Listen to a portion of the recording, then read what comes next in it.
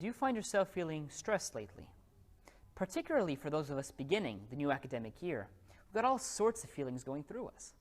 Sometimes the most helpful thing to be able to do is to drive a wedge between what's going on and how we feel. This ability to distance ourselves can change us from being angry, stressed, sad, scared, to being calm, collected, and rational. So, here are 3 tips to help distance yourself into a better state of mind. The first tip I'm going to share with you is shifting your focus.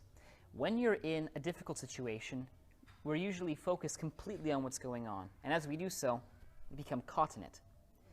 The idea with distancing is to be able to pull yourself apart from being part of that situation to being able to be an observer. So by shifting your focus, you can take yourself from looking it straight in the eyes to being able to look at it from different perspectives, like an observer would, from a calmer and more rational, more objective point of view. An example that I like to think of for shifting your focus is breathing.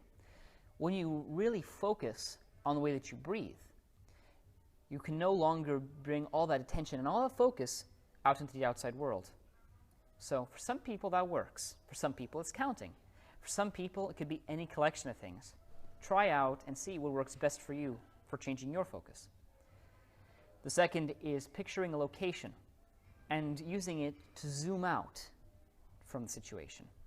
So for instance, a technique that I'm very fond of using is the movie theater technique, where I go from being part of the situation to imagining the situation on screen and myself as an observer over here.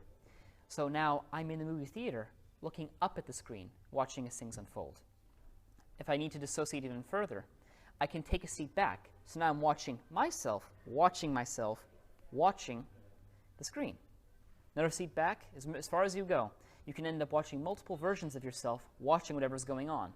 And by then, you will rapidly find that any negative feelings you feel can dissolve, allowing you to get into a much clearer, much more impassioned state of mind.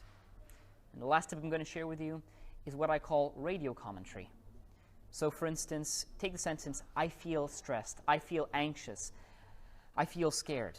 I can feel my heart beating faster as I say those things. But if I were to say, Robert's heart is beating fast, let's see if he can slow it down. He's slowing it down. Let's see if he can slow it down even further.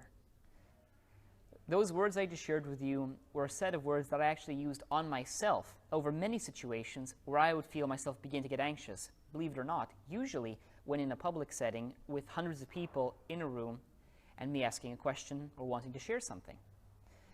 The more you do this, the more you're able to reprogram your mind from behaving in one state of mind to a different one. So consider how you can use distancing to allow yourself to go farther away from where you feel anxious and much closer to where you want to be instead. Take care, and I'll talk to you soon.